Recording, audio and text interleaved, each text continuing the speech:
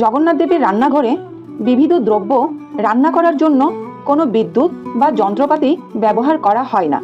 উন্মুক্ত কাঠের আগুনের ওপর অনেকগুলো তেলের ল্যাম্প বা বাতি ঝুলিয়ে রাখা হয়। এই রান্নাঘরে এত দ্রুত রান্না করা হয় যে শুধুমাত্র একদিনের প্রস্তুতিতে একসাথে প্রায় 10,000 লোক বসে প্রসাদ পায়।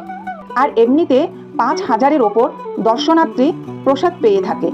এই মহাপ্রসাদের এমনই গুণ যে আজ পর্যন্ত 10,000 লোক খাক আর 2 লক্ষ লোক আসুক না কেন, কোনো দিনও প্রসাদ বাড়তি হয় না আর কোনো দিন কমও পড়ে না। এই এক মহাপ্রভু জগন্নাথের অদ্ভুত লীলা। এই রান্নাঘরে রয়েছে 752টি মাটির তৈরি উনুন। উনুনগুলোতে একটির পর একটি পাত্র বসানো হয়। এভাবে 7টি পাত্র থাকে। শুধুমাত্র এই পাত্রগুলোর নিচে অবস্থিত আগুনের মাধ্যমে ওপরের পাত্র থেকে শুরু করে শেষের নিচের পাত্রটি পর্যন্ত রান্না অদ্ভুতভাবে সম্পন্ন হয়।